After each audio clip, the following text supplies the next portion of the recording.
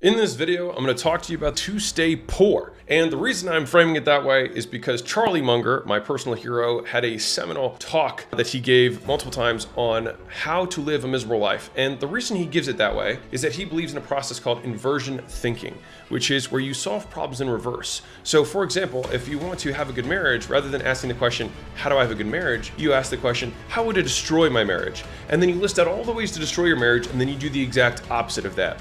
And what's interesting is that our brains are much better at finding problems than they are at finding solutions. And so what we do is we harness this innate ability that we have to find the problems, and then after finding every possible problem we can imagine, every threat imaginable, which evolutionarily we're designed to look for, then flip that in reverse to find our solutions. So the first and best way to stay poor is to start tomorrow. So whatever it is that you want to do, whether it's losing weight, saving money, starting that business, whatever it is to start tomorrow. All right. So that's the best thing you can do to stay poor, is just start tomorrow. Okay.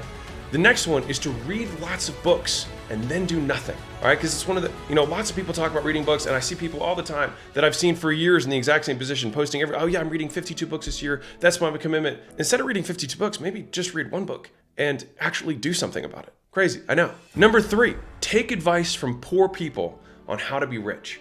All right, so think about that for a second.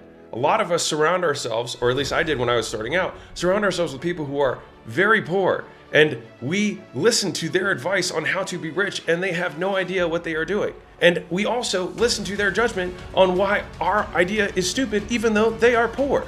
So what would they know? So number 3, take advice from poor people on how to be rich. Number 4, this is a big one. Pick a spouse who will make you feel guilty for working. All right. So you have your dreams, you have these things you want to pursue, but this person is saying you shouldn't do that. You need to be doing X, Y, and Z, blah, blah, blah, blah. And then you feel like you need to compromise your dreams for that person. The problem is that you put your power of your destiny in their hands, and you're asking for permission instead of support, right? If you don't accomplish your dreams and you did it because of them, who do you think you're going to resent?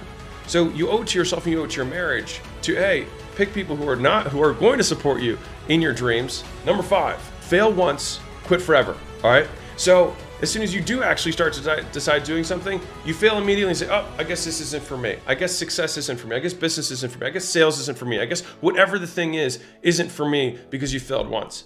But it's because we have an incorrect view of failure, because failure is a necessary part. And the thing is you learn from failure. And so it's either you win or you learn. But that is the 5th thing you want to do if you want to stay poor forever.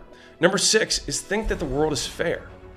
So a lot of us especially me earlier on, I would complain. I'd be like, that's not fair. This is fair. It shouldn't be this way, blah, blah, blah, blah, blah. And the thing is that all that complaining that I did nothing at all whatsoever, did nothing.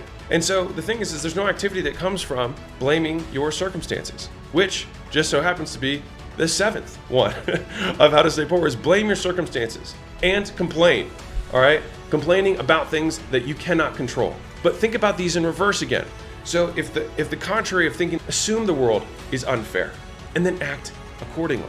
Instead of blaming your circumstances, you thank your circumstances for who you are and what they gave you. You are who you are because of the shit that you have gone through, right? There's a saying, your mess is your message. And I think it's a very beautiful saying, because how sad would it be to wish to have a life of ease and comfort?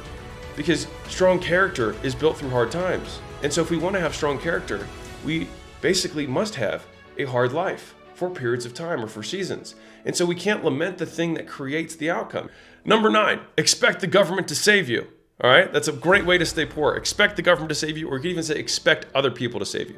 And the reality is no one's going to save you except for you. And a lot of times, many people have spent their entire lives waiting around for someone to save them and still stayed poor. Number 10, value the opinion of others over your own. It's an excellent way to stay poor. And I'll give you a secret that it took me, making a lot of money to then realize, which is you are successful the moment you say you are.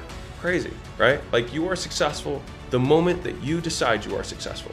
There are people who are billionaires who don't feel like they are successful, and there are people who have almost no money and absolutely think that they're an amazing success. And the thing is that they are both right.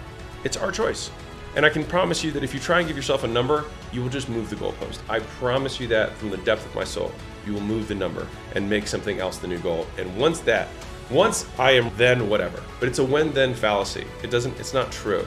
So you can accept and you can become successful today, because if you look at yourself compared to people in a much worse off scenario, they would love to have your life.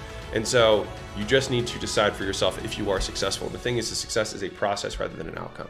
And so you can be successful in that you are living your values of pursuit.